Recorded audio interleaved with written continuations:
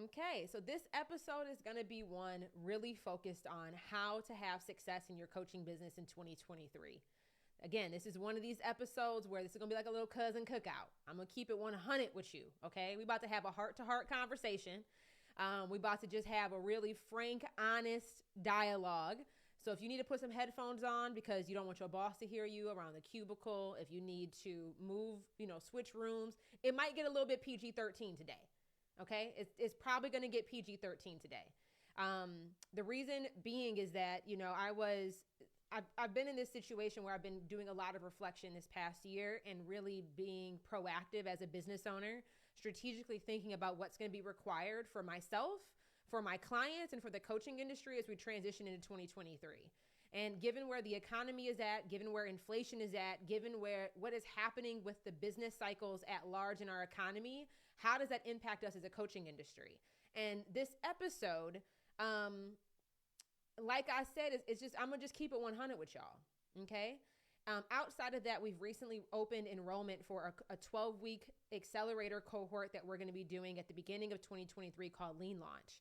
And I have over 100 people have applied for this program.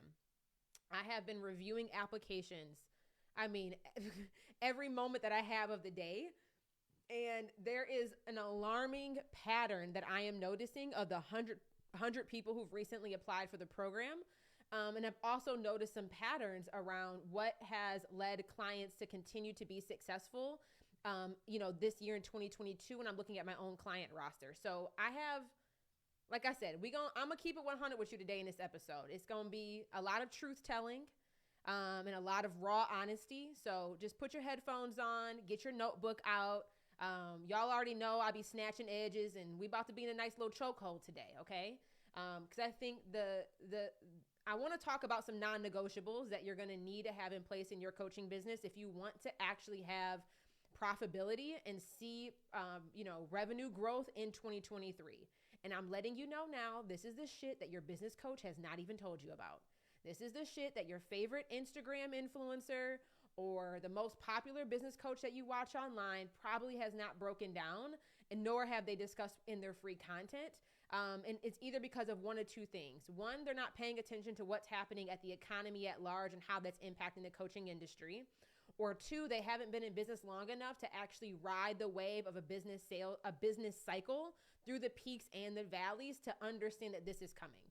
So I'm not sharing this to like freak anybody out or to people like to use a lot of fear, scarcity tactics in their marketing. This is not that.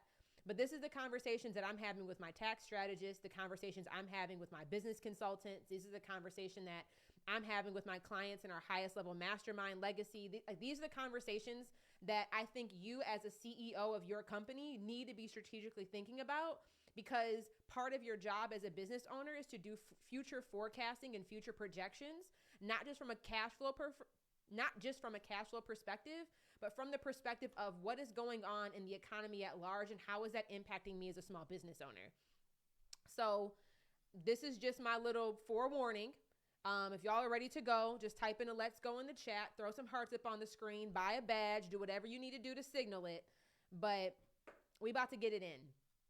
So when it comes to launching and filling your coaching program in 2023, I recently shared this on my Instagram stories, and I'm going to high level re-break this back down. There is a huge difference between being an effective coach, being a person that sells a coaching offer, versus being a CEO who is building a coaching company. And there's two lines of demarcation between those identities. And I want to start the conversation off with this in perspective, because depending on where you're at in your journey, going into 2023, moving into this next year, this is the time. Too many people have been abusing the process because there's been an overinflation and over injection of cash flow and money into the market. A lot of people have been able to fake it and they barely making it. A lot of people have been able to get away with weak, generic, broad, non-specific marketing or messaging and still been able to get sales. People have been able to, especially if you started your business in 2019, 2020, 2021, it's been the wild, wild fucking West out here. And not in a bad way, but there's been a lot of discretionary spending in the marketplace with consumers. So when there's an over influx of discretionary spending available to the general consumer, that means people are in a position where they're making buying decisions based off of kind of what's a nice to have, what they desire to have. They're not making buying decisions purely based off of what is urgent and what is a priority need. Like their decision process is different because there's a larger amount of discretionary income in the marketplace, in people's pockets, with PPP loans, with stimulus checks, with, student loans being delayed. It's been delayed now for over a year. That's all extra income that the average consumer that you are selling to has available to spend. And when they have all this extra discretionary income to make buying decisions, how they make those buying decisions is different when they're in a position of influx of cash. As we move into 2023, that influx of extra discretionary spending is going to get smaller and smaller and smaller and smaller and smaller. And what does that mean for you as a business owner? What does that mean for you as an online coach? What does that mean for the online education industry? What that means from my perspective, and I'm really excited to see a year from now when we come back and rewatch this episode to see, was Jay right? Were Jay's predictions accurate? This is what I believe is going to happen. I believe that a lot of people in the coaching industry are going to be in for a rude wake-up call, because if your messaging, if your marketing, if your positioning of your offers is only addressing a nice to have, when people only buy it when they have extra income available, versus you positioning yourself and utilizing your skill sets to package and sell an offer that is an absolute necessity, that is solving an urgent problem for a particular person at a specific moment in time, where they're willing to still make the buying decision with you despite what is going on in the economy, I think that you're going to have a really difficult time making sales and making sales consistently as we move into next year. So I want to start off with this conversation with some context, because that context of what is happening in the industry, the context of what is happening with extra discretionary income when people are making buying decisions, is going to impact your sales. It's going to impact how the qualifications and the type of clients that you attract. It's going to impact your conversion rates. It's going to impact your payment recovery rates. And if you are trying to build a coaching business, or maybe you're in a position where, you're getting laid off, there's less and less security in your 9-to-5 job, or you're really trying to build out a sustainable side business, a sustainable supplementary income with your coaching, these are things that we need to take into consideration, because this is going to impact how you design, craft, and shape the offers that you sell. So let me pause there for a moment. Are we on the same accord? The context, I think, is really important for me because the context of what I just shared is going to shape the suggestions and the perspective that I'm going to be rolling out for the remainder of this episode. But one of the and I have my notes up here because I don't want to miss anything. Okay, but I want to know, are we good to continue? Are you guys following me so long? Are you guys following along so far? Okay. As you guys have questions, pop them in the comments. At the very end, I'll be doing a Q&A and answer a few questions before I have to hop off. But I just want to make sure that the context of this is really important. And if your business coach is not talking to you about this, I don't know. But I'm going to be the one to talk to you about it, because this is absolutely in the horizon. And this is absolutely something that we need to be paying attention to in the online education space, because many of us sell offers where people, how they make the buying decision is based off of discretionary income. And that now impacts your sales. So 5 things that we need to pay attention to as we move into 2023 to continue to have success in your coaching business. The very first thing is that niching down is a non-negotiable. Somebody write that down in the comments. Help your neighbor out. Take notes in the comments, okay? Niching down is a non-negotiable. Non-negotiable. Non-negotiable, non-negotiable, non-negotiable. The reason I say it's a non-negotiable is because the numbers don't lie. When I look at I've reviewed 100 applications for people who've applied for this 12-week cohort for next year. I've reviewed 104 applications. When I look at those 104 applications, 30 of those 104 people are even qualified to join us in this Lean Launch cohort so far. I still have another maybe 40 or 50 applications I need to get through. But the thing that I want you guys to look at is that these applicants that have applied so far are applying in every state in this country. They are applying in different countries in the world. They are in different niches, from business coaching, career coaching, life coaching, health coaching, mindset coaching, all industries. Do you want to know the people who are actually making money? The people who are generating more than $10,000 a year in their business with private one-on-one clients. The only people who are making money based off of all these applicants, I think this is a good data pool, are the ones who have a clear niche identified. And I think that there has been a level of, again, what I mentioned earlier about context. If you were selling mindset coaching, life coaching, some more generic, broad, I help you find your purpose. I help you discover your passion. I help you build your business. Like if you've been selling a more, I help you manifest making money, no shade on it. But a lot of the fluffy bullshit is not going to convert with the same level of success that it might have been converting in 2019, 2020, and 2021. Like I said, this is going to be a PG-13 episode. I'm probably going to hurt somebody's feelings. And if your feelings are hurt, I apologize in advance. But I'm just telling you what I see based off the data of the clients that have had success with me in leverage, the clients that have had success with me in my legacy program, the success that I'm even seeing from applicants. The fluffy shit ain't gonna keep flying. And I think that niching down, this is why I say is a non-negotiable. And it's not even about confidence is not enough to generate cash flow. Confidence is no longer enough. I can't just be like, well, God, I really want this to work out. Baby, child, you can pray for it all day, but there's a level of practicality that also has to be put in motion in order for it to actually produce fruit. You can't sit here and look at your soil and be like, God, I wish there was a harvest, but you're not planting seeds that actually have the capability to grow. You're not tending those seeds on a consistent basis to nurture that soil so the seed grows. You can't just keep looking at the soil expecting a harvest to come because you believe and you manifested it for long enough. And I'm saying this because if you are somebody who's watching this right now and you've been having hesitancy, fear, doubt that niching down will actually benefit you, please let this be the sign. Niching down is going to be the non-negotiable. The non-negotiable.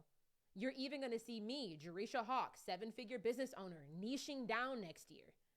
Because the part of the reason why we are niching down and why I believe niching down is a non-negotiable is primarily because, going back to the context of what I said earlier about discretionary income in the marketplace, people are when you are selling a broad or generic item, the consumer may choose to cut that from their spending because it's a non-essential. It's a non-essential. A nice to have, it becomes a non-essential when money gets tight. Write that down. A nice to have becomes a non-essential when money gets tight. And even if your money isn't tight, because there is unpredictability about what is going to happen in the marketplace, I think about a lot of my friends who are millionaires. They got the money in the bank, but they're not making buying decisions on things that are non-essential because they don't know what is going to happen in the market. They'd rather be liquid and have cash than be overspending on shit they really don't need. So when we think about this, if you have been selling a nice to have, it is going to become a non-essential. So what does that mean for you as the coach? What does that mean for you as the business owner? How do you position yourself, position your offer so that you become a non-negotiable? Where whatever it is that you're selling, the skill set that you are providing, the thing that you are teaching is an essential for the consumer that you are selling it for. And the only way to identify a non-negotiable in somebody's life is to niche down. To niche down on the person that you are solving that problem for, and to niche down on the problem that you are solving for that person. To niche down on the vehicle that you are using to facilitate that transformation. If you are that's just, some of y'all might need to leave right now. That might be all you needed to hear. Number one, niching down is a non-negotiable. If you're selling a nice to have, it's going to become a non-essential. And this happens every business cycle. We always go through influxes and decreases with this in our industry, within our economy. There are periods of time when we are out here just balling out, buying all type of stuff.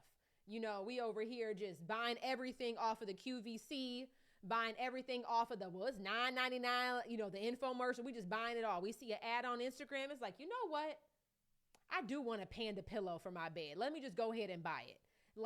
But now there was a quicker reflex to just buy things because it was a nice to have because we had the money.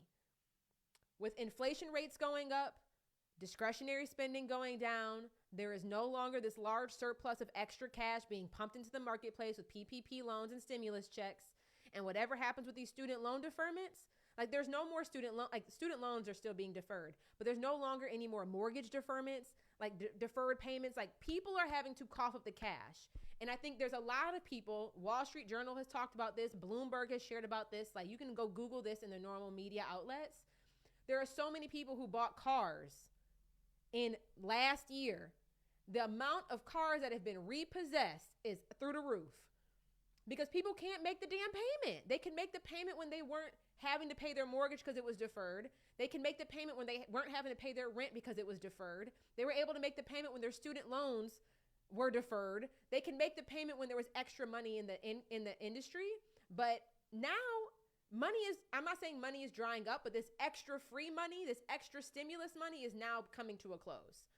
So, and I'm just saying this again to create context here. As a coach, paying attention to what's happening in the economy at large, we always have to look at how is this impacting my industry and how is this impacting my niche.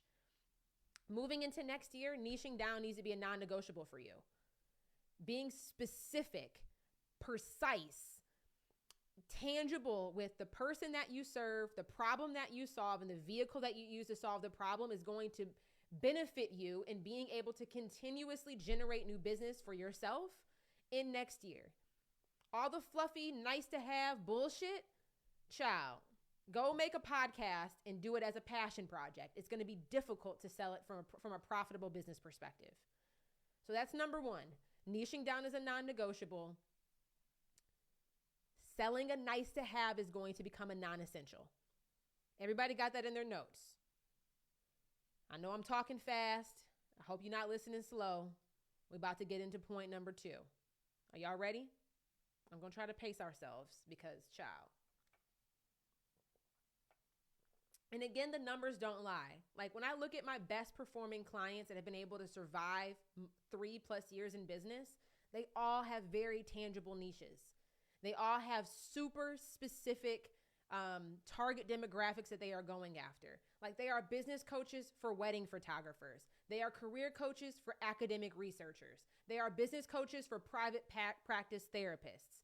They are business coaches for, certified personal trainers. They are, career coaches for HR professionals in tech. They are niche. It is not just I help anybody who wants to advance their career. Fuck, that's not going to be that's not going to cut it. I help any type of entrepreneur with systems in their business. What does that even mean? We have to get more specific. We have another client that is in the operations space. She's killing it right now. And she specifically works with clients on setting up their course in Kajabi. It is niche. It is specific. It is tangible. It is dialed in. And that becomes, again, in the prospect's eyes, I want to solve a specific problem that I'm still willing to pay for, even though my money is tight. I'm only going to spend that money on people who are solving a specific problem for a specific niche. I want certainty. I see y'all saying we need all these things on a t-shirt. Which ones y'all need on a t-shirt? Let me know in the comments. Okay, now we're moving on to point number 2. People are not paying for your opinion. They are paying for proof that it's possible. Please write that down. People are not, operations is way too damn broad. Way too broad, Narisha. And let me go back. When I talk about niching down, when you say operations, operational support and what somebody needs operationally is totally different depending on the niche that you are addressing. If you're working with a business owner that's making $50,000 a year, selling a $27 membership, what they need operationally is night and day different than if you are targeting a brick and mortar business that's making $500,000 a year that's selling, that's a florist shop. What that florist needs from an operational perspective when they're making $500,000 is night and day different than what some other niche at some particular moment in time in their business needs operationally. Like this is, you know what? I'm actually going to jump points. Okay. I'm going to actually come back. Because that's what I mean by like, it's too generic. Like you can't just say operations, or you can't just say systems. You can't just say business growth. You can't just say, like, it's not specific enough, because when you talk to 5 different people who are all entrepreneurs, what they need operationally is totally different.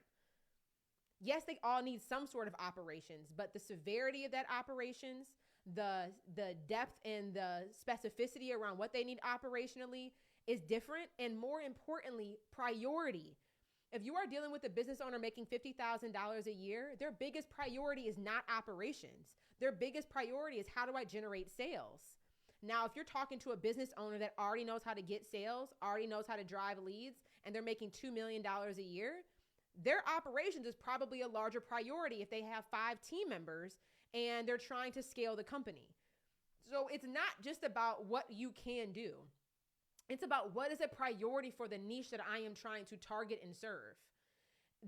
Even though all businesses need operations, all businesses do not need to prioritize their energy, their time, and their spend on solving that problem right now, because they might have a bigger priority that's more important than their operations. So I hope that you guys are like understanding that. Like if you are targeting, that's why I say niching down is so important, because if you're selling operations, you need to be very, very clear on who is prioritizing spending money on operations versus spending that same money on something else. And be specific. It's not just like, oh, I help businesses with operations. Like that doesn't mean too diddly. That doesn't give me anything specific. Versus if you say I help, private practice dentists who have 4 dentists and they're trying to hire on 3 more right now, and they're losing business, because of uncollected invoices, because there is no operational system for payment processing in place. They would prioritize solving that problem, because moving into 2023, they want to collect those invoices. So solving the problem of what operational system needs to be in place to collect the invoices for unpaid invoices, especially as their sales are going up, is much more important than a dentist who's maybe launching their dentist practice for the first time. Operations is not a priority. The biggest priority for that person might be actually getting sales. They would be spending the money on investing in sales and investing in lead generation before they would spend it on operations. So I hope that example makes sense. Like, if you guys think that you need to niche down, I guarantee you're right. If you're questioning is my niche specific enough, I can guarantee you that it's not. Because if you're having to ask the question, that means there's a level of uncertainty that even you have. And that level of uncertainty is proof enough that it's probably not clear enough. And the second thing to help validate it is, if you're niche enough, look at your sales. Are you getting the sales that you want? Are you getting the conversion rates that you want? Are you getting or are you being met with objections where your prospects are choosing not to invest with you and choosing to prioritize spending the same money somewhere else?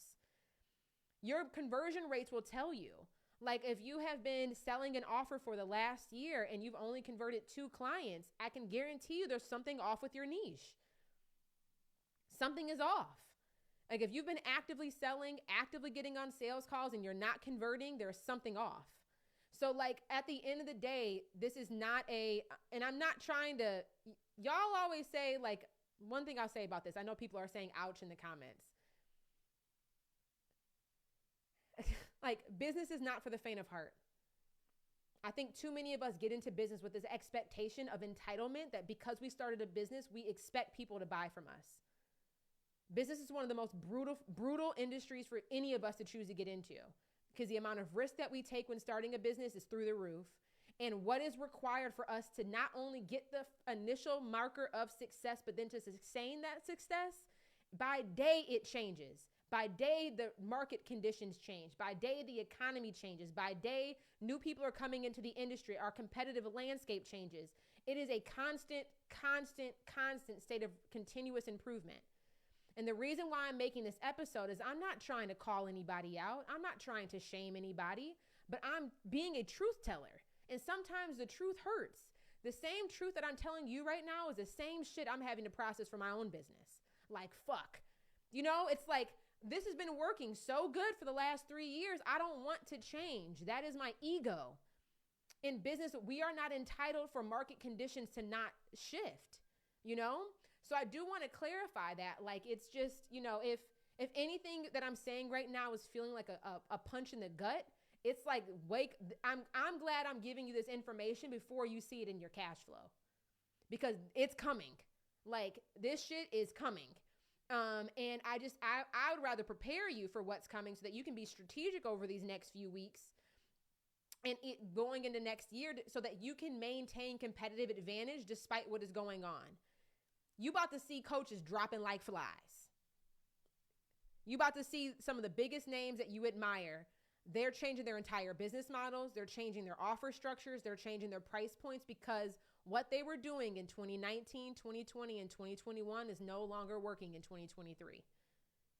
All of us are making shifts. So you need to be making the shift too. But I hope that helps when I mean by niching down. So let's move into number 2, okay? People are not paying for your opinion. They are paying for proof that it is possible. People are not paying for your opinion. They are paying for proof that it is possible.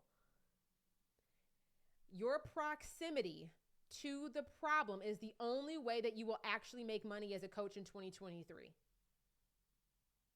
So this is what I want you to write down in your notebook. People are not paying for your opinion.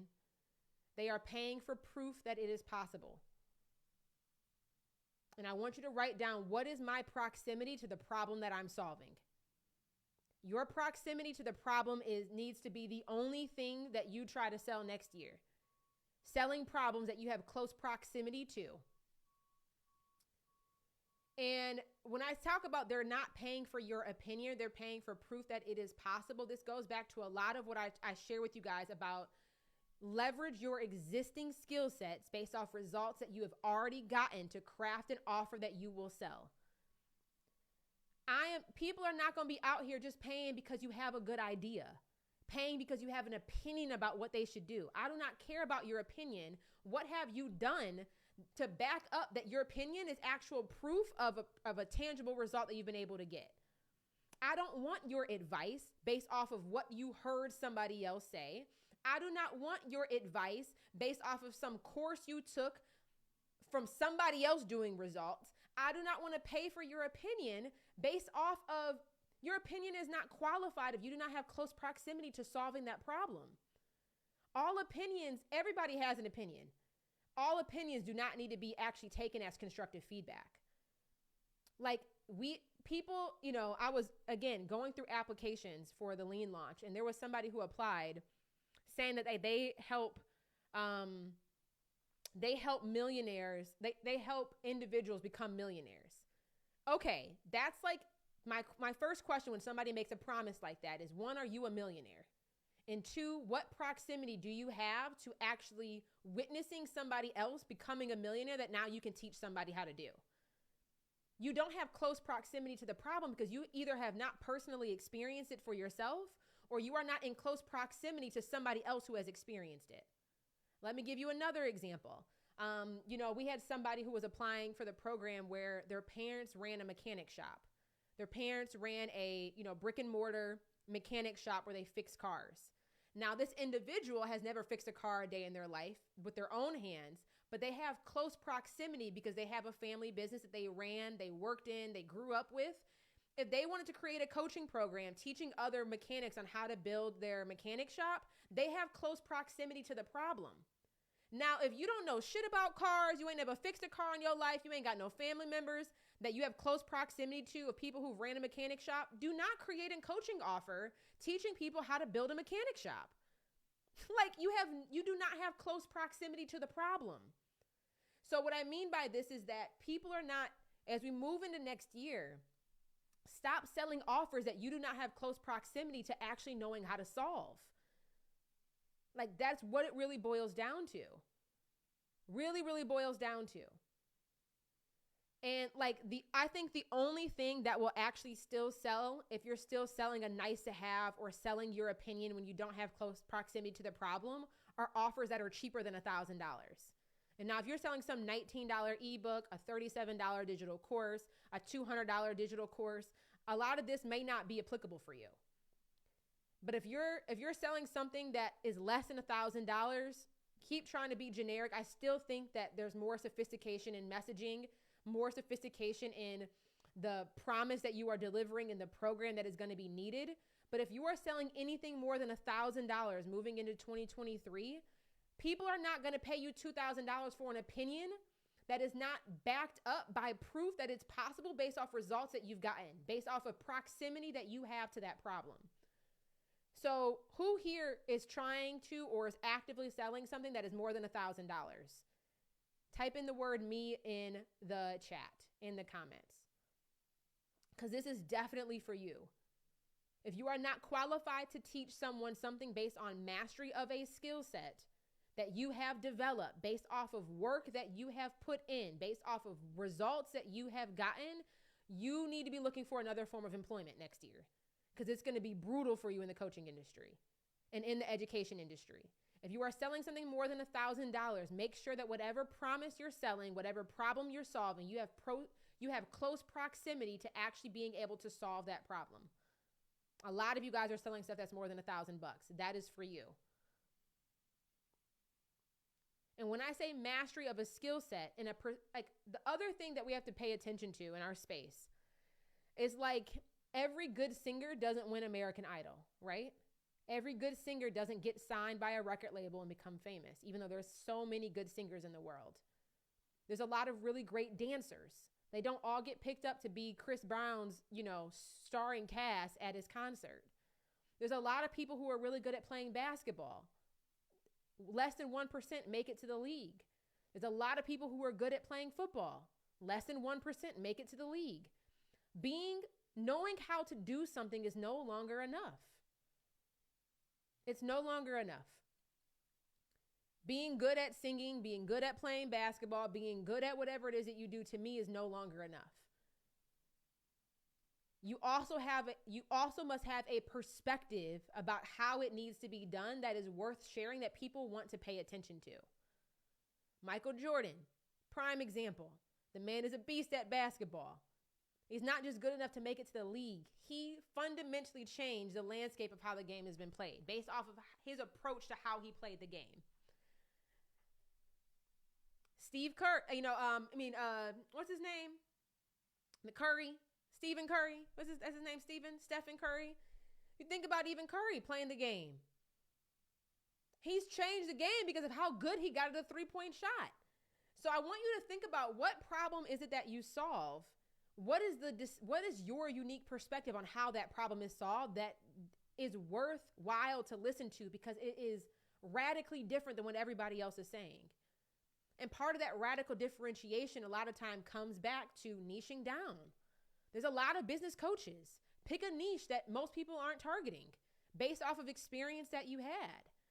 Like, that's what allows your perspective to also penetrate, because it allows you to speak to more of the specifics around what that particular niche is experiencing, so that you can be more dialed in. You can differentiate yourself based off the verbiage and the language that you're using in your messaging.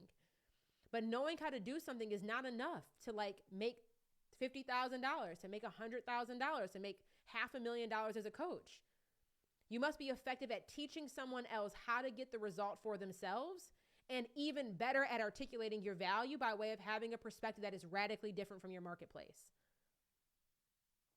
So do you guys get what I'm saying? Like, knowing how to do something is not enough to get high ticket sales, to sustain client conversions. This works, to me, this works in any industry, every industry. I mean, every industry that you look at, people are not like, if you look at even Lady Gaga, Ariana Grande, what's her name? The other girl that came out with the beauty line. There's Rihanna and Selena Gomez. They're all selling the same fucking product. They're all selling makeup, concealer, foundation, lip gloss, bronzer. It's all the same thing. But knowing how to make a product is not enough. Like, I want you to say it about this. Just because you know how to create clothes doesn't mean that a lot of people know how to create clothes. That doesn't mean that I want you to start thinking of the distinction between, I know how to do something good versus how do I now position this in the marketplace for it to be competitive.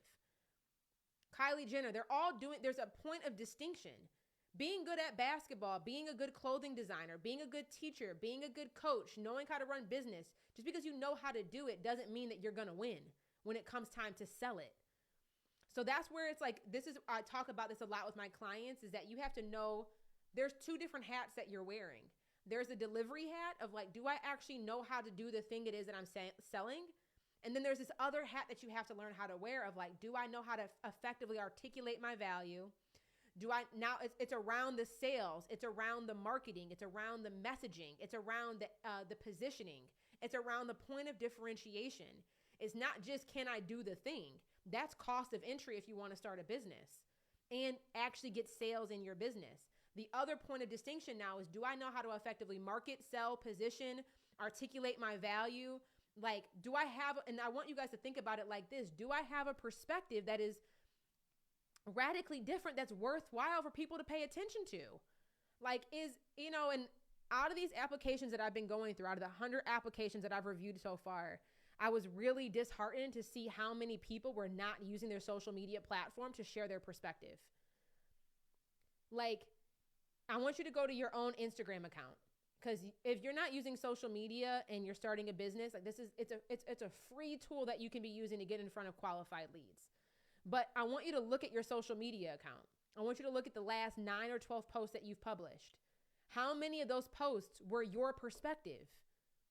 Too many people are out here using their Instagram trying to be influencers, entertaining people, versus if you're selling a coaching offer and you're trying to, like, if you're selling coaching based off of proof of what is possible, based off of mastery of a skill set that you have, and you are not sharing your perspective, you cannot have the expectation that people are going to want to pay to work with you. If all of your social media content is somebody else's quotes, some random ass graphics from Canva of quotes and perspectives that aren't even things that you've said, you might double tap it and co-sign it, but it wasn't your perspective. Or you are creating reels with only audios of somebody else talking and you dancing in the background because you're trying to use a trending reel to get reach. This is the wake-up call. If you say you want to build a business and you say you want to help people, how can you help people if you're not sharing your perspective? Because I don't know if you can help me. Because I don't even know what you believe. I don't even know what proof you have. I don't even know what you think about this particular topic.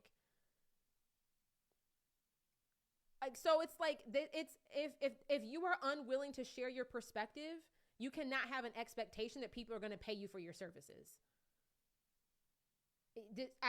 Those two things can't coincide. In my opinion, based off of my experience, based off of the clients who I've seen success. Like, you have to have an opinion. And if you do not have an opinion based off, again, what is proof of what's possible? What is your perspective based off results that you have gotten, based off experience that you have? You need to calibrate your expectations. Because why should I pay you if you aren't even telling, like, wait a minute. Like, why should I be paying you? I don't even know what you believe in. I don't even know what proof you're bringing to the table. I don't even know what perspective you have. Why should I just trust that because you have a website and because you have a checkout link, that's all the trust I need to spend $2,000, $3,000, $6,000 with you? It's like, hold on, Playboy. Make this make sense. This math ain't mathing. So, like, this is again, people aren't paying for your opinion. They're paying for proof that it's possible. And your proximity to the problem is what allows you to then articulate what your perspective is. Because the closer proximity you have to the problem, you know what the issues are. You know the nuances, you know the ins and outs, so that you can speak on that behalf. Are y'all picking up what I'm putting down? Are we clear? Child, this is like one of those cousin cookouts where it's like, oh shit, Jay really getting into it now. I was over here drinking my sweet tea. I need to put some Hennessy up in this one on today. Jay just, whoo, child. This is one of these sessions where, like, listen, y'all, this is free game. Free game. Free game. Are we ready to move into point number 3? I'm going to get on to number 3. I want you to write down volume versus quality of the volume. Volume does not matter if the quality is not there. The volume of the leads that you get, it does not matter if the quality is not there. all leads are not made equal. And I'm going to have you write down an equation, okay? What I said is volume. I want you to write down volume versus quality of volume. I think too many of us have been focused on, especially with all these algorithm changes, and I get it. Like, I've even been, sucked into this myself, and I'm having to remind myself, Jay, what are we chasing right now? What are we defining as success right now? Having a volume of people, like this actually happened to one of the clients that applied for the cohort for next year. She was like, I've been posting my content consistently. I've been creating reels. I've been sharing my perspective, and a few of my videos went viral. She said what happened though when it went viral, even though those videos got tens of 20s of 30s of thousands of views, it ended up attracting a bunch of volume to her. A bunch of people were applying to book a call with her. They were all unqualified. Going viral can break you, especially if you do not have the capacity to actually respond to that volume. And more importantly, when that volume is of unqualified people. So as you're thinking about lead generation and what you're investing in for your marketing and to attract new leads, I want you to focus more on what is the quality of the volume that I am attracting, not just how much volume I'm getting on my business. Because again, moving into next year, like, it doesn't matter how many followers you have. To me, it doesn't matter how many people view your videos. None of that shit matters if the quality is not congruent with what the volume actually is. So trending audio reels will get you reach. That is very true. But you'll go viral and end up attracting a bunch of unqualified, uncommitted leads. So if you are going to be using reels, which I use reels myself, but you see how I use reels differently than how an influencer uses reels. I use reels differently than how content creators use reels. The only thing that I want to go viral is a perspective that I'm sharing that correlates to the offer that I'm selling. I don't want Jerisha going viral off of me shaking my ass to some, I don't know, the Cuff It challenge. Like, that's why you will never see me dancing to the Cuff It challenge on a reel on my newsfeed. Now, you might see it in my stories. You might see it in my private content for my VIP subscribers. I might send that shit to my friends or let my friends post it on their Instagram, but I'm absolutely, because I know if I end up doing the Cuff It challenge, looking cute and whatnot on my Instagram reel, guaranteed that's going to be the shit that goes viral just because of karma, just because of life. And it's like, why do I want something that does not pertain to the perspective that I have, to what is influencing how people make buying decisions, that is not congruent and in alignment with the offer that I'm selling? Why do I want that to go viral? I don't want that to go viral, because all it's going to do is give me an influx of new followers who don't have anything to do with the thing that I'm selling. So when we think about quality of volume, this is what I want you to write down. Your social media platform is not for your social engagement. It is 100% for your business. Like, even though my account is Jerisha Hawk, I'm not going to create I might create a fake Instagram account just to add my friends to it, but I'm not going to create another business account for me to manage. This account is 100% for attracting qualified leads, having conversations with qualified leads, generating revenue for my business. That is it. So if you are using your social media account, and this only is in the context that you want to use Instagram as a way to generate leads. You want to use your podcast as a way to generate leads. You want to use Facebook as a way to generate leads. If you're using the social media platform as a primary way to generate leads for your business, the majority of the content that you publish on your newsfeed needs to be congruent with the values of your business, the brand of your business, the offer that you're selling, the perspective that you're sharing. That is congruent with how people are making buying decisions as it relates to the offer that you're selling. All that other shit, text it to your friend. Keep it in your phone. And that's just what I believe, because I think a lot of us do not have the capacity to do both really, really well. It's not to say that you can't show your personality or share your personal life on your social media account, because I share both. But I'd say 80%, 90% of what I share is 100% congruent with the business that I'm building, because I'm using this real estate of my Instagram account as a primary way to generate leads for my business. Not to find a husband, not to, get likes from some dude that's, tall, dark, chocolate, and handsome with some abs. I'm not using this account to, find my next dinner date. Like that's not what this account is for. I'm not using this account to fake like I have my life together. I'm not using this account to like make my friend from high school that was mean to me jealous. Like that's not what this is for. Okay? Like that's not what this is for. I'm not using this account. My real friends, I text them or I send them private DMs. They always tell me, Jay, why don't you post more of your life on social media? Because I'm like, my Instagram is not, it's social media. To me, it's not my social life. Like my social media is like my news outlet for my business. That's it. That's all it's for. That's all it's for. So my friends, I will see you on the weekend. I will text you the little funny memes that I run past in your DMs, or I'll talk to you in the stories as a close friend. But that's it. So I want you guys to write down this equation, because as you start thinking about the content that you're putting out that is generating volume for your business, these are the three things that are required to attract quality volume, okay? It's perspective plus personality plus presence.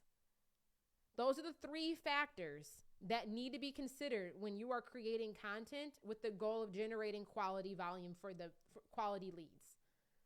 Perspective plus personality plus presence. We've already talked a lot about perspective already in this episode. The second thing is personality. Your personality must be visible if you are using social media as a primary way to generate leads for your business. Again, when I was reviewing applications for this cohort, it was so many people. I'm like, stop. This is what I'm going to write. This is a public service announcement, okay? Especially for my brown folks. Stop whitewashing your content. I'm saying it and I'm saying it again. Stop whitewashing your content. Too many of us, and I know this is difficult for Black women. I know this is difficult for brown women, and I'll talk about that perspective here in a moment. But stop whitewashing your opinions. Stop whitewashing your perspective. Stop whitewashing the content that you put out. Stop dimming your light. Too many of us are dimming our light because we are trying to be palatable. We are trying to ensure that we do not make somebody else uncomfortable. And I understand why we do that. I understand why women do this, and I understand why Black and brown people do this. Because being palatable and making sure that we are presenting ourselves in a way that does not cause somebody else to be uncomfortable was how we survived in corporate America. And a lot of us, that's how we survived in our day-to-day in our neighborhoods. That's how we survived through school. By being palatable, by not being noticed, by blending in, by whitewashing ourselves. I get it. I had to do the same shit when I was in corporate. I wouldn't wear my natural hair. When I went on interviews, I would get a blowout. I wouldn't wear my braids to work. I'd only wear my braids or my passion twist when I went on vacation. I know that you can relate. If you are a woman, you would try to make yourself palatable based off of the attire that you would wear. Before you would go into work, you'd be mindful of how short is my skirt? How high are my heels? Is this color too bright, too bold? Is my eyeshadow is it too distracting? I know because I have been there. This is one of these truths that you have to unlearn and recognize that it is safe for you to be seen. It is safe for you to be seen 100% as you are. It is safe for you to be seen. I'm going to say that again. It is safe for you to be seen. And I know for a lot of us, being seen at some point in time in our life was not safe. Being too pretty, too done up, too cute, too short of a dress, too high of a heel, too ebonic with our attire. I understand that at another point in your time, it may not have been safe. But when it comes to building your business, when it comes to walking in the calling that God has placed on your life, when it comes to executing and sharing your expertise, sharing your intellectual property, displaying your skill sets, it is safe for you to be seen.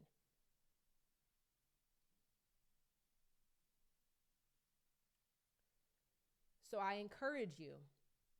I know, I get it's emotional. I'm trying not to cry. I have to literally remind myself of this over and over and over and over again, that Jay, it is safe for you to share your perspective. It is safe for you to make somebody else uncomfortable because you're being who you are. That is not your responsibility to manage their reaction of you. It is not your responsibility to manage their emotional state of because of you just showing up as you are. There is nothing wrong with who you are. Every part of who you are is 100% enough right now. You are worthy and deserving exactly as you are in this moment in time. The only way to attract quality leads on a consistent basis is for you to show yourself, to show your face, to share your voice, to share your perspective, to showcase the personality, the quirks, the weirdness, the opinions of who you are. It is safe for you to be seen.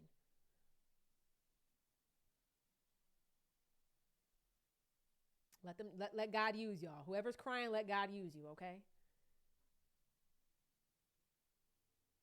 Oh, exactly what Deion Sanders said. Don't let my confidence rattle your insecurities. One of the biggest, I'd say honestly, out of everything in business, one of the biggest reasons why businesses fail in the coaching industry is because of this. It's not because they don't have the skill set. It's not because they don't know how to sell. It's not because they don't know how to market.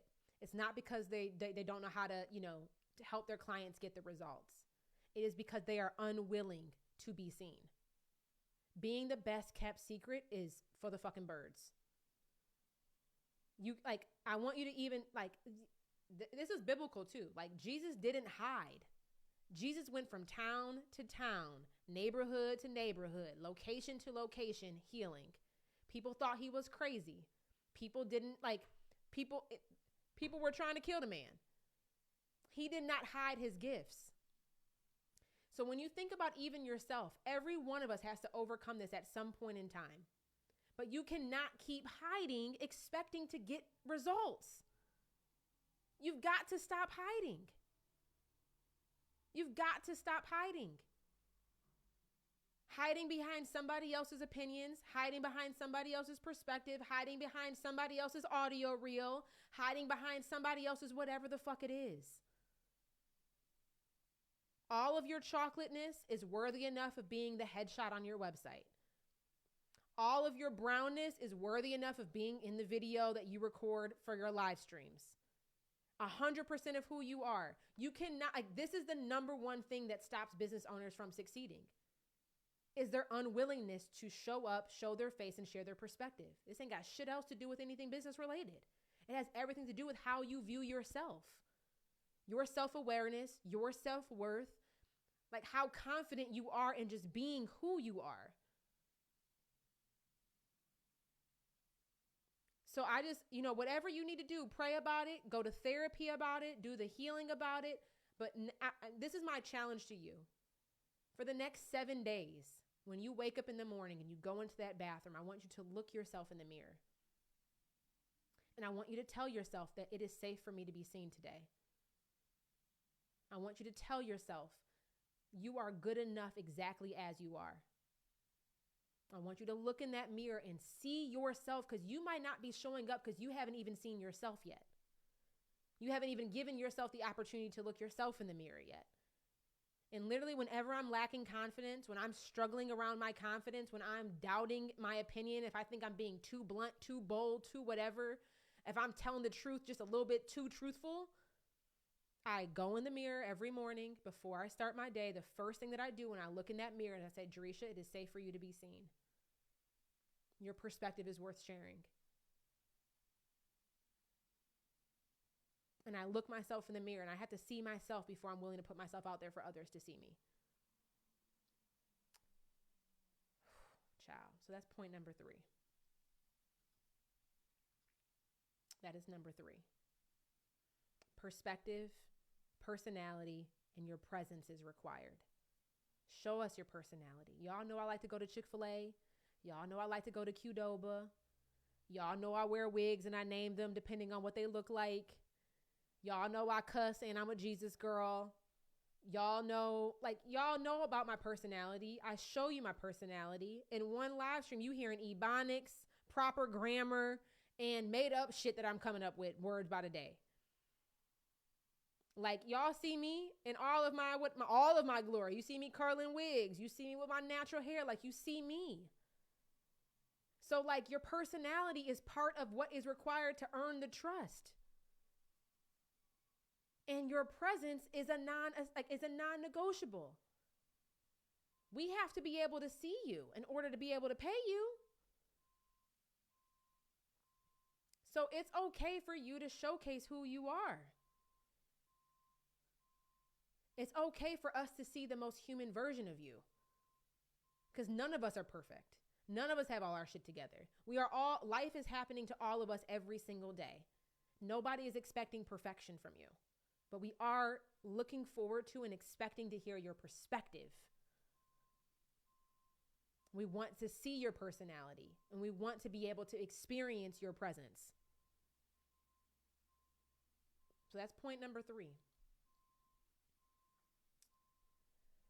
Whoo, child. Y'all ready for number 4, or do we need to cut it? Do we just need to cut it? Are we complete, or do we need to move on to number 4? Just let me know how y'all feeling, because we can always come back for a part 2.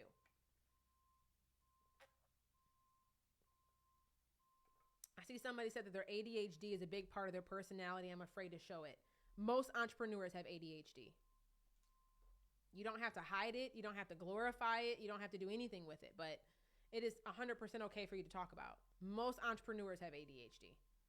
Most entrepreneurs have depression. Most entrepreneurs struggle with anxiety. Entrepreneurs actually have more stress, more depression, and more anxiety, more ADHD than any other population of people. Google it. Entrepreneurs are like, y'all, we kind of crazy. Like, when you really think about it, if you've decided to start a business, like, we are kind of crazy. And I mean crazy in the sense that we're willing to have this random idea in our head and then decide that we're going to go bring it out into the world. Like, that shit is stressful as fuck. Because not only are you having to have this radical amount of faith in something that does not yet exist, first and foremost, then it's like all the work that is required to make it happen. Y'all, we are insane. We are wilding out here. It's so much easier to just go get a job. I'm not saying that having a job is easy, that building a career is easy. None of it's easy. You have to pick your hard.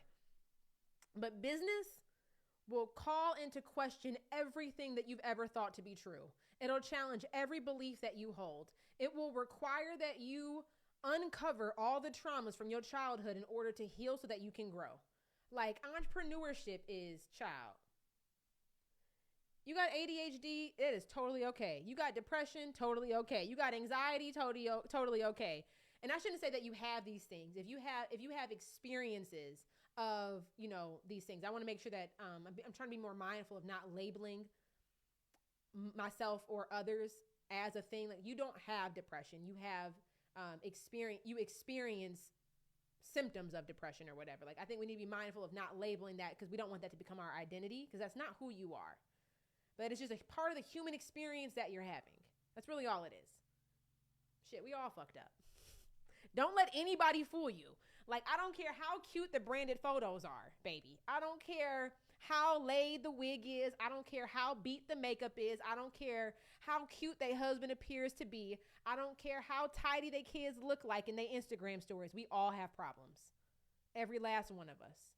If you broke, you got problems. If you rich, you got problems. If you black, you got problems. If you white, you got problems. Like, if you young, you got problems. If you old, you got problems. Like, we all have problems. All of us struggle with tough emotions, but it's like you have to make the decision to do it despite how you feel. Like, that's part of the game. Like, if your anxiety is preventing you from showing up, you have to figure out how to manage your anxiety, how to regulate your emotions, how to regulate your body so that you can still perform.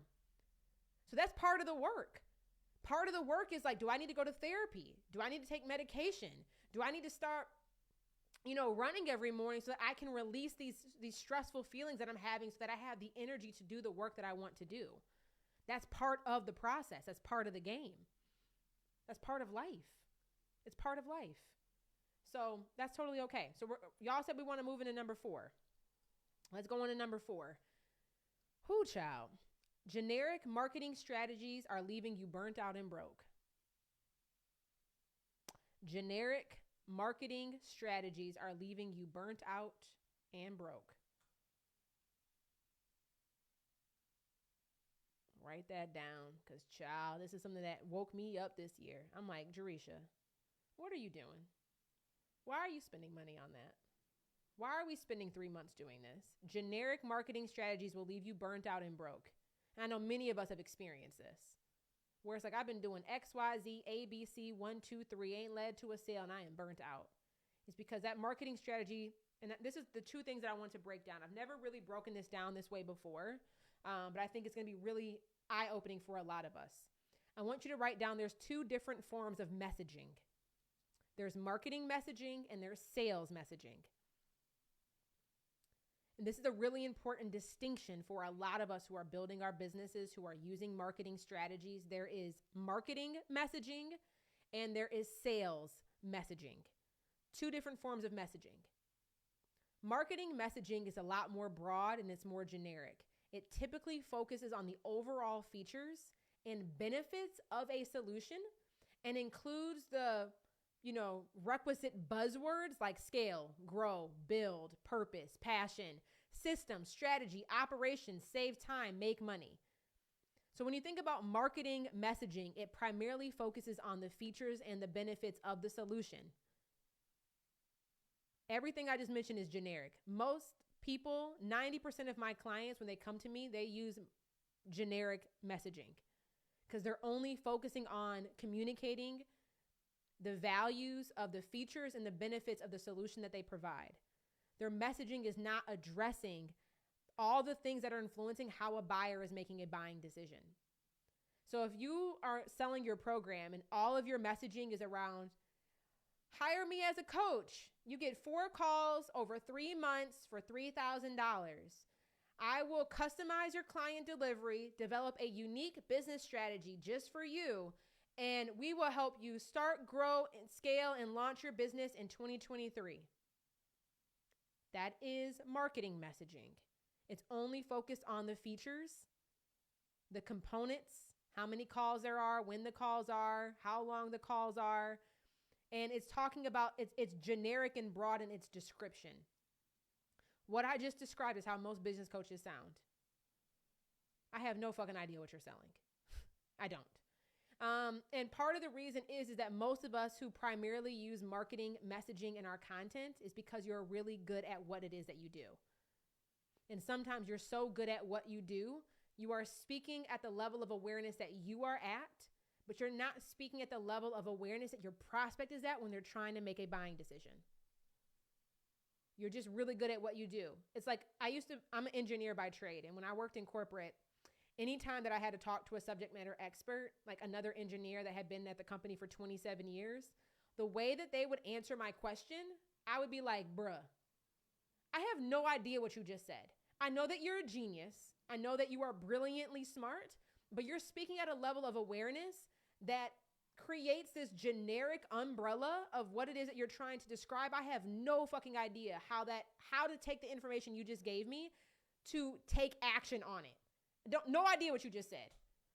None whatsoever. When I talk to my husband has 4 finance degrees.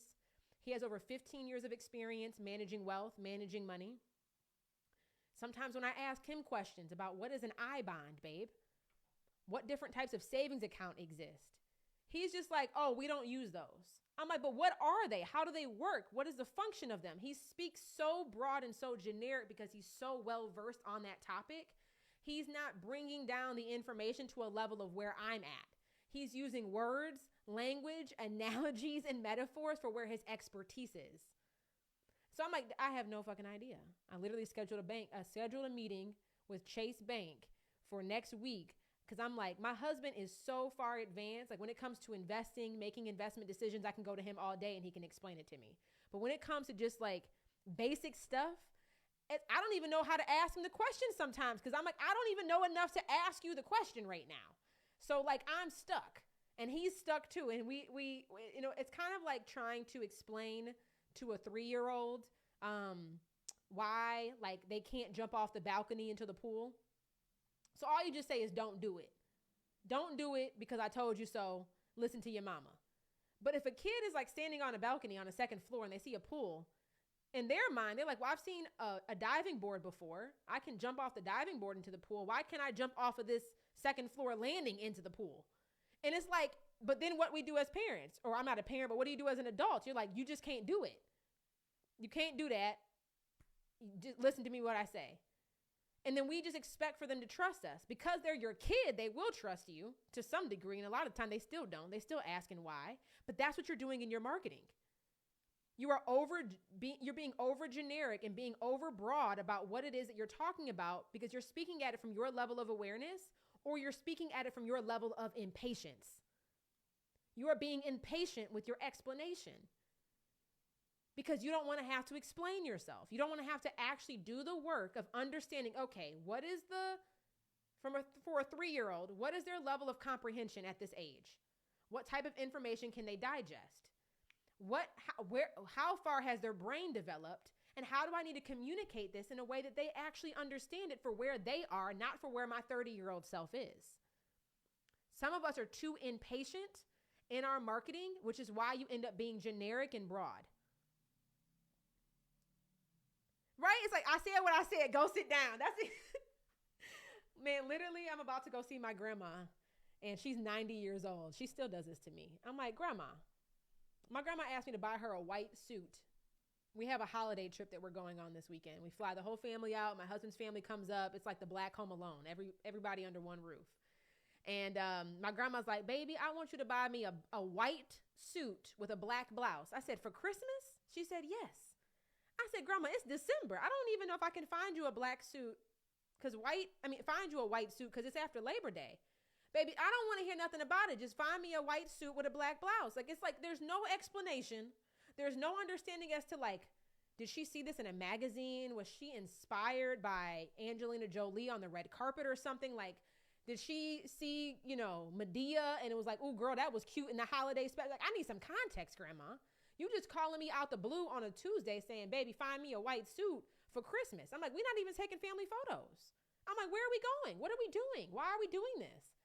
But, it's just like, baby, sit down and go order me the suit. That's all I know. She's being impatient with her explanation. Hopefully I'll find out. I might not find out, but whatever.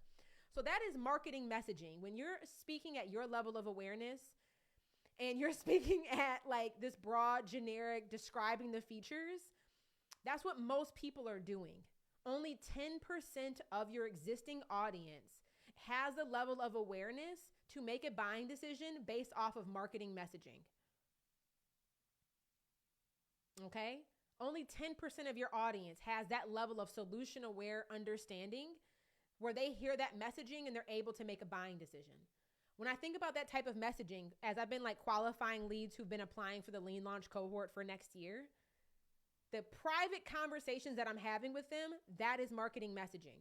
Answering their questions about features, answering their questions about benefits, answering their questions around how the structure of the program is going to work. That is not what I put in my free content for the public. And I think that's really the biggest distinction. Your sales messaging, on the other hand, is specific, targeted, precise. It is personalized for your niche at a specific moment in time, relevant to the promise of the offer that you are selling. So all of my free content that I'm using to, that I'm even doing right now on this live stream, that I'm doing in this episode, that I publish on my newsfeed, is messaging that is specific, precise, and personalized for that niche that I'm serving at a specific moment in time that they are currently going through, that is relevant to the promise that I am delivering. All of my content, my job of my content is to meet my prospect where they're at when they're making a buying decision before they've even applied, before they've even like booked a call. So it's like even this episode today, the episode I'm making today is not talking about the features of my program. It's not talking about the benefits of what it's like to work with me. None of that shit matters yet for most of you guys. Today's topic is about how to have success in your coaching business in 2023. That is meeting you where you are. I'm creating and discussing a topic that is relevant to how you are going to make buying decisions about where you invest in your business, who you invest in your business, how you even structure your business, how you need to be thinking about running your business going into next year. So your sales messaging is specific, targeted, precise, and personalized for your niche at a specific moment in time that they are currently going through that's relevant to the promise of the offer that you are selling. So I think understanding that distinction between what type of messaging am I actually putting out and where and when is it the most appropriate time to discuss that aspect of messaging is really, really crucial. And it's going to continue to be really, really crucial as you move into next year. Does that make sense? So generic marketing, all it will lead you to is burnout and being broke because it's not effective. It's not effective for where the majority of your audience is at on their buying journey. 90% of your audience or more is trying to figure out how to make a buying decision. They're trying to diagnose what their problem actually is. They're trying to diagnose what solution that they need. And then and only then are they then trying to decide if you are the solution to solve that problem. We absolutely cover this in our program. Somebody asked, do we cover this in our program? 1,000%. We teach the fundamentals of it during their lean launch. And when you get into leverage, we continuously help you with refining this and improving this for your niche and for your offer. This is why our method works. It's 100% based on these stages of awareness that a buyer is going through and making sure that there is proper alignment with your messaging based off of how they're making buying decisions. That's like the core of what we teach. That's like the biggest chunk of what we teach our clients. So that's number 4. Are we ready to move into number 5? Number 5. This is the last point I got. Child, y'all. Yeah, we are still taking applications. If you click the link in my bio or visit jerishahawk.com/apply, you can still apply. I'm still going through applications. I've been reviewing them on a first come, first serve basis. Like I said, I've been just shocked by the pace at which all this stuff has been. I did not know there was going to be this much demand. We've had 112 people apply. I've gotten through maybe 60, 70 of the applications so far. I'm going to get through the rest. And then we send out our acceptance, and then you can process payment and secure your spot. I will be capping this cohort. So once spots are filled, we'll stop accepting applications and stop admitting clients. But yeah. Okay, so we're going to go on to number 5. I can't believe so many of y'all are still on right now. But the number 5 is really about selling. Proactive selling is required. All this passive bullshit is going to come bite you in the ass if it hasn't already. Like, too many people are being too passive with their sales, expecting high returns. So proactive selling is required.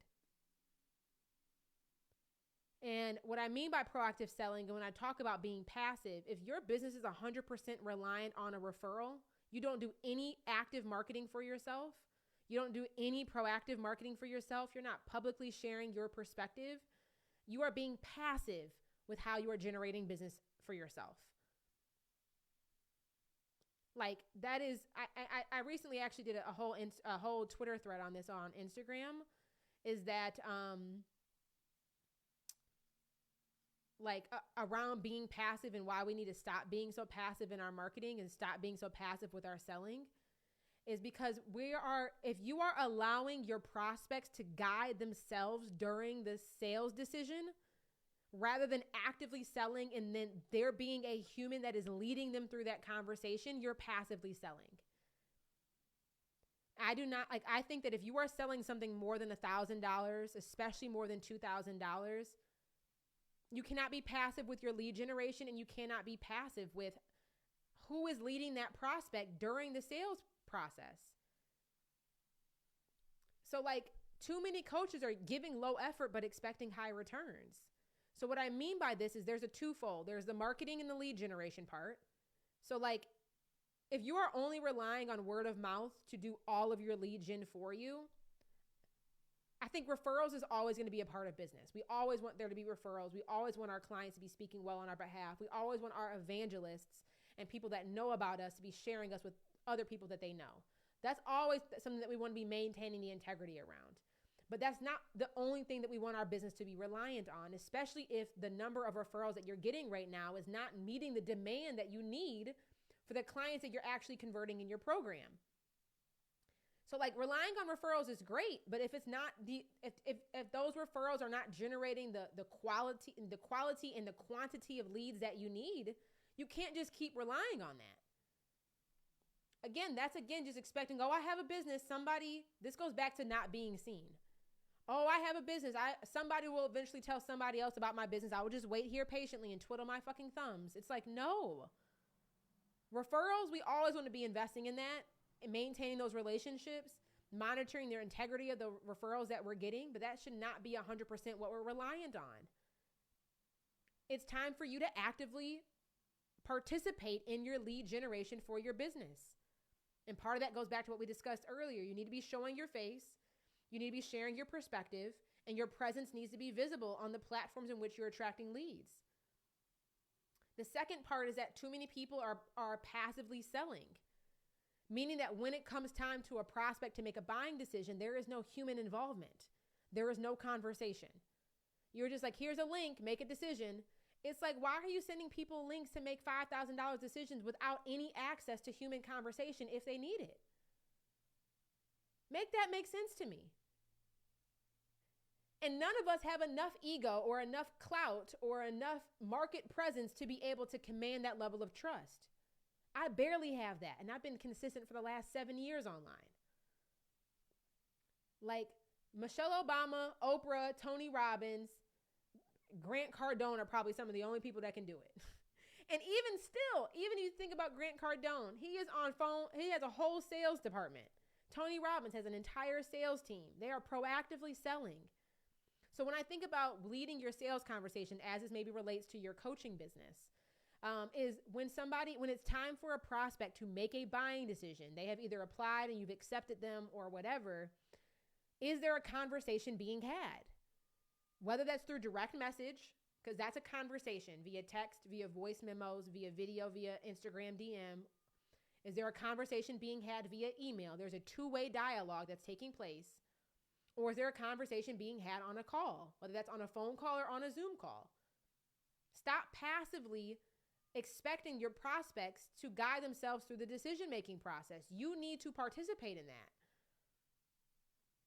So that's like the last thing I wanted to share is that proactive selling is required. Both proactive from the sense of how you are generating leads for your business and proactive in the sense of how you are leading a prospect to make a buying decision. I'm not saying, like I've reviewed over 100 applications. I've not done one sales call, but I've had damn near 100 sales conversations in the direct message. Even Jerisha, multi-7-figure business owner, is not too big to help somebody make a decision. Because that's your only job when you're having a sales conversation, is to help the prospect make a decision, not for me to get the yes. So like if you want to make money, proactively sell. Proactively participate in your lead generation, proactively participate in the sales conversations. I have a bonus tip if we still got time. Do y'all want one bonus tip? Or do y'all want us to move into Q&A? Y'all can decide. Y'all want the bonus tip? We can still move into Q&A, but I might have just like a little bit less time for Q&A. Somebody said, do you all work around helping us niche down in the program? That's the very first thing that you do. We can't teach you sales and teach you messaging if your offer is not niche. Niching down is the very first thing that you do. Niching down, clarifying your program promise, structuring your offer, that is the first thing that you do inside of the program. All right, y'all want the bonus tip. This one, I'm going to just say it the way that I wrote it down in my notes, okay? So we already established that this is a PG-13 episode. So I'm just giving us one more forewarning. Let me go ahead and scratch my wig. Y'all, it's been in for 2 weeks now. It's starting to, you know what it does. It's starting to do what it does. But I'm going to just say this the way that I wrote it down. This is PG-13. Stop selling shitty offers. That's how I wrote it down in my notes. Stop selling shitty offers. Stop selling offers that people don't want to buy. Stop selling offers that people don't understand what it is. You cannot market your way to success with an offer that nobody wants to buy. You cannot, like, it's just we got to get it together. And the reason this is literally what I wrote down in my notes, because I was like, Jay, I don't know if I'm going to share this on the live stream. Like, I don't know if I can say this publicly, but y'all asked for it. Here we are. This is the analogy that I came up with. It's like asking God to bless this food for your body you're about to receive when you are eating McDonald's or Pizza Hut or Domino's. It's like every time I go to McDonald's and get their little French fries and get their little chicken nuggets, I'd be like, Lord, thank you so much. Please bless this food for the nourishment of my body. And then I have to check myself. Why am I asking God to bless food for the nourishment of my body that was never meant to be in my body? Like, God did not grow McDonald's French fries with heavy salt. God did not grow whatever artificial chicken that McDonald's is putting in their nuggets. God did not grow whatever artificial meat is in those hamburgers. So, like, why am I asking God to bless something that was never meant for my body in the first place, especially me having the audacity to say, please bless this for the nourishment? The nourishment, Jerisha? Really? Like, why are you even about to put that on God? Like, why are you even about to ask him? Like, he can do all things. I understand that. But I'm like, Jerisha, you know, good and well. You need to basically only ask God, please let this not kill me today. Please let this not induce a stroke, heart attack, or a clogged artery. That's all I need to be asking for. Like, Lord, I'm about to eat this McDonald's. Just give me a pass on this one. But I can't be asking him to bless this for the nourishment of my body. I know better. The same thing is true in our business. Too many of us are creating offers that are lackluster, lacking nourishment, lacking specificity, lacking perspective, lacking proximity to the problem, and asking God to bless us financially with this. He looking at you, you looking at him. 3 months done passed, 6 months done passed, a year done passed, your situation ain't changed. It's like you asking God, come on. Like, just come on. He might give you a pass, give you 1-2 clients, but he's like, baby, I need you to do better, okay? You asking me to bless something that was never the thing that you were intended to do in the first place. So, like, I can't, you know, it's like I remember being in high school and I would pray to God, please let this guy like me. This boy I have a crush on. Please, Lord, let him like me back. God knew all along that nigga wasn't for me. That man was for the streets. So I would get mad at God. Why don't you I not remember his name, Deontay. Why can't Deontay like me? Why don't Deontay want to date me? I want Deontay to like me, baby, because he wasn't never meant for you. I'm not about to bless something that I never put my name on. He was never assigned to you. I don't know what Deontay doing with his life at this stage in the world, but child, I wanted Deontay so bad. He wasn't for me. So I'm over here asking God to bless me with a partnership. This man is for the streets, period. He is for the streets. He is not for Jerisha. So, like, the same thing, this is literally the analogy that I wrote down for this bullet point, is like, good messaging cannot fix a bad offer. Good sales cannot fix a bad offer. Good intentions cannot fix a bad offer. If the offer is too generic, if the offer is positioned for the wrong ideal client, if the offer is positioned for the wrong niche, if the offer is like, if it's not a good offer with a clear promise, with a clear person, with a clear vehicle, it might not be that you suck at sales. It might not be that you suck at messaging. It may not be that, like, this isn't for you. It just might be a bad offer. So be willing to pivot and adapt and evolve and refine and relaunch until you find the right offer. Positioned for the right person. Tailored around the right problem. With the right program promise and your ability to effectively articulate it. That's all it boils down to. But like too many of us are selling too many shitty offers, wondering why we ain't making no money. And then the worst thing is then you just go create more. Like, I think part of this is like, I got a little bit riled up because as I'm going through all these applications, I'm just like, Lord. A lot of people need a lot of help. And I'm like, Dre, you're not going to judge them because guess what? You've been in that position. When I first started my business, I had a lot of shitty offers because I didn't know what a good offer even entailed. I did not know what defines what a good offer is. I did not know. So all I was doing, I was like, well, I'm in sales. I know how to sell. Just go keep making offers, which is true. But at some point, if the offer that you're making is not actually selling, if you do not have, this is what a lot of times it boils down to. If you are lacking confidence in the offer that you are selling, it's probably because you are lacking conviction around the offer that you're selling. And if you are lacking confidence, if you're like, man, I have this offer, but like, I don't really know how to market it. I don't really feel good about it. I don't really know if people want to buy it. It's probably not the right offer. Because if you are not, the first person that you have to sell is yourself. If you are not sold on the offer that you are creating, it is going to be very difficult for you to sell somebody else on the offer that you're selling. So like, if you are like, Jay, I just, I have this offer. I have 4 different coaching offers. One's a 1-hour session. One's a 2-week session. One's a 3-month session, and one is 6 months.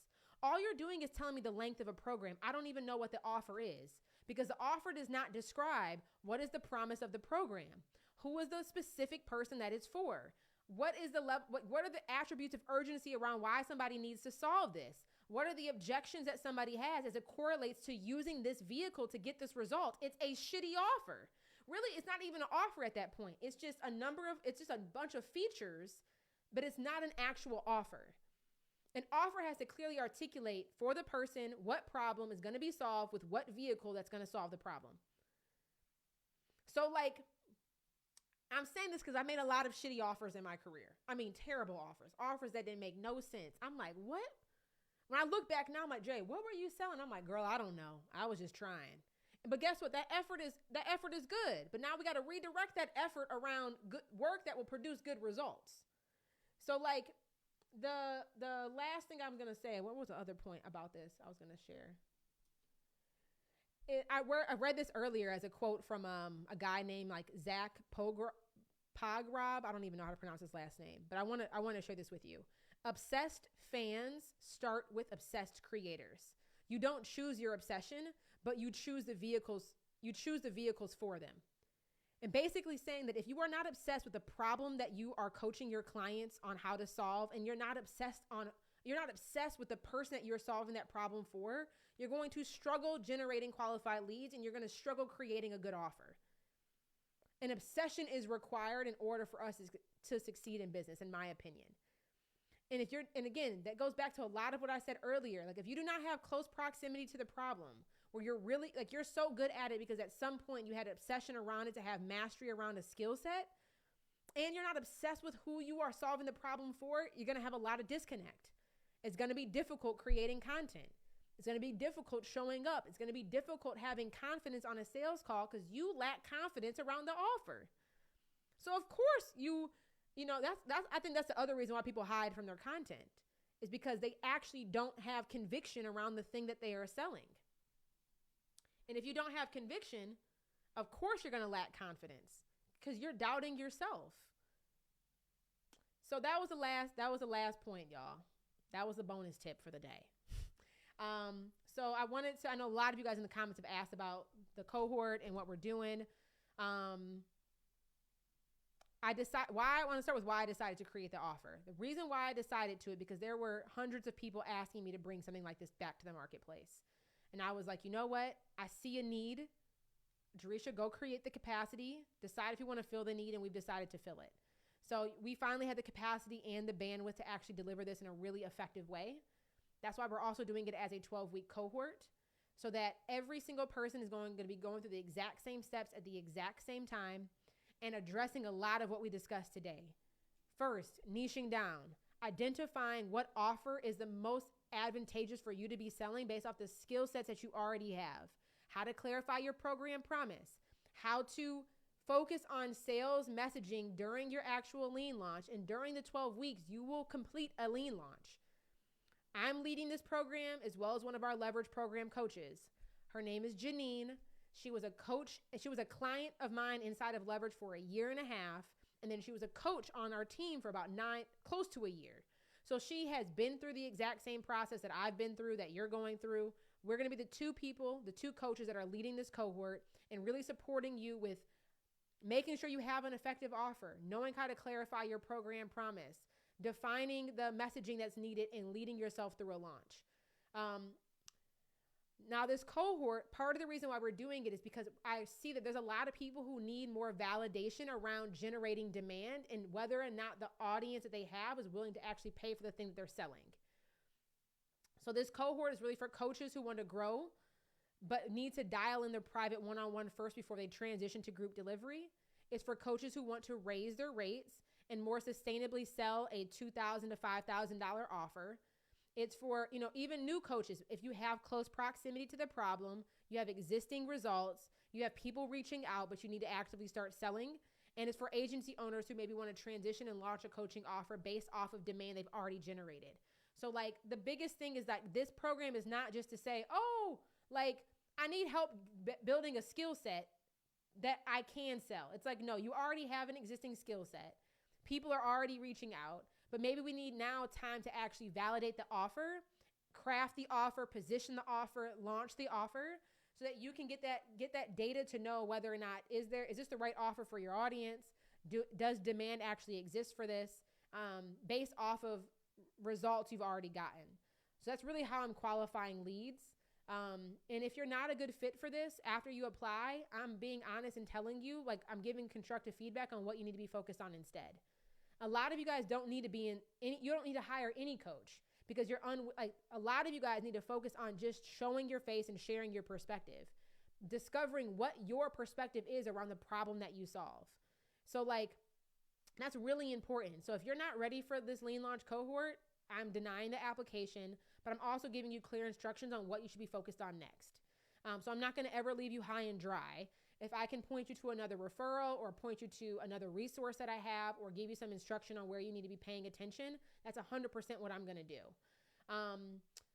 So again, what we'll be covering during month 1, you'll be selecting a niche, clarifying your program promise, qualifying learning how to qualify your premium price clients, and learning how to lead a permission-based sales process.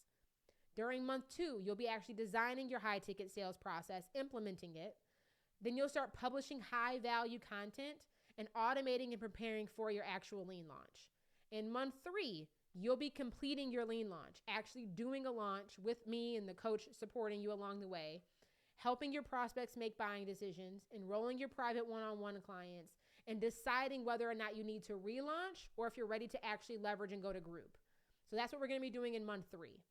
So if you want details on the pricing, on whether or not, you're a good fit, all you have to do is click the link in my bio or visit jerishahawk.com/apply and submit your application. I am personally reviewing every single application. I'm getting through them as fast as I can. And I would just recommend that you do this without delay. Like when we're doing something new that's outside of your comfort zone, the key is to act faster, then you can logically talk yourself out of doing it. So if you're like, Jay, I don't know if I'm a good fit, apply. Jay, how do I know this is a good fit for me? Apply. Jay, I don't know if I'm ready for this. Apply. Like, I want you to just apply because it's hard for me to know whether or not you're a good fit if I don't have context on your situation. And you applying gives me that context to help point you in the best next step direction. So we're doing sales right now. If you are enrolling on the payment plan, you have until December 23rd to make a decision if you're using the payment plan for the pricing.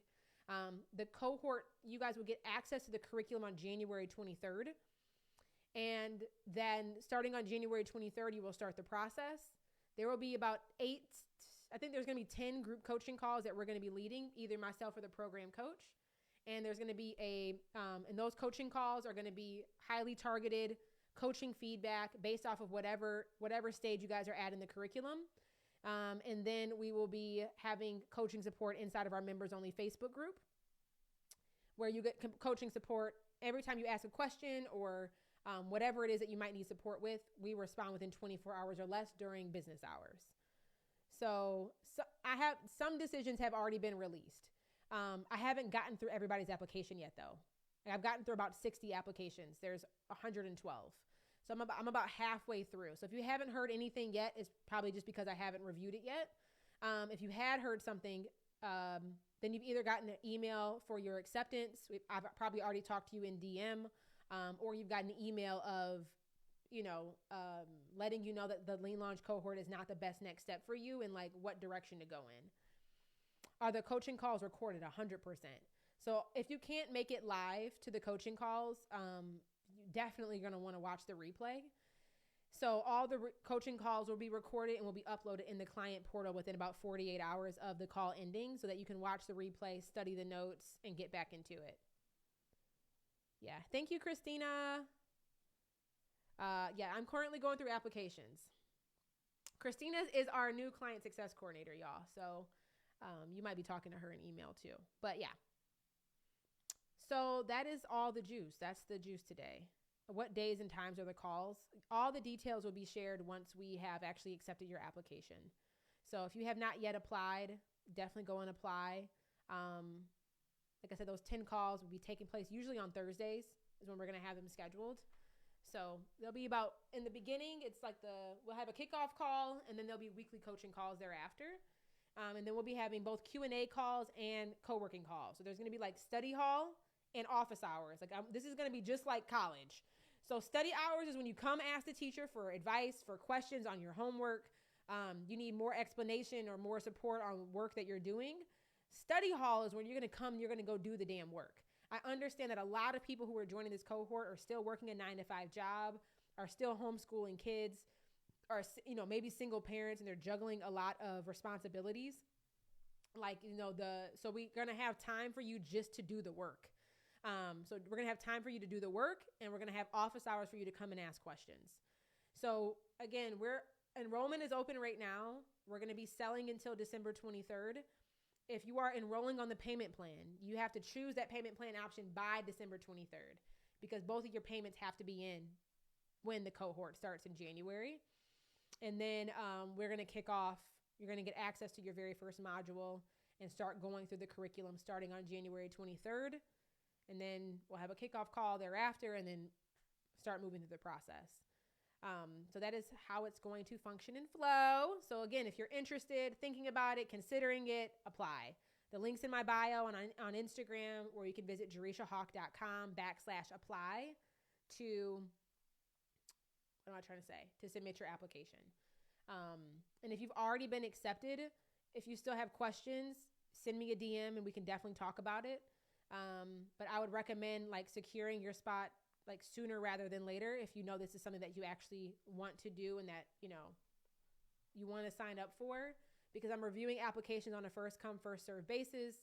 As I'm reviewing them, I'm accepting people in or denying people as spots get filled. That's how it's going. My absolute best that I'm going to be doing right now was I'm trying to get through all the applications in the next day or two. That's my goal. I'm going to spend a few hours today going through applications. I'm going to spend a few hours what is tomorrow? Wednesday. I'm going to spend a good chunk of time tomorrow going through applications, and time on Thursday going through applications. So I'm reviewing them as they come in. Like I said, I've gotten through, how many have I gotten through? 30. Like I said, I've gotten through about 60 to 70 of them. And I got about another 60 to go through. So I'm working my way. But I'm really excited because we haven't done this for the public ever before. So we're learning this process, but I want to make sure that it's for the right people at the right time. So yeah. So if you guys have any other questions, just go apply, submit your application. And if you've already applied and we've already been in conversation, you can absolutely send me a DM and we can clarify any other questions that you might have to help you make a decision. So yeah, I hope you guys enjoyed today's episode. I hope it gave you a lot of perspective and fresh thinking as you're moving into 2023 about what you need to be focused on, what's really required of you if you actually want to be generating sales and closing clients above that $1,000 price point. You guys enjoy the rest of your day. You guys want me to save this live stream? Let me know if you guys want me to save this live stream or not. I can save this live stream and put it on the news feed if you guys would be happy to watch the replay. Yep, I will say okay, a lot of you guys are asking. I will save it to my news feed. I'll absolutely save it to my news feed. Thank you guys to everybody who bought a badge. I will do just thank you guys for who bought a badge. Thank you guys for supporting. Thank you guys who shared this live stream with a friend. If you know you have a business bestie that needs to watch this, tag them in the comments in the news feed once we publish it. And I will talk to you guys later. Bye, y'all.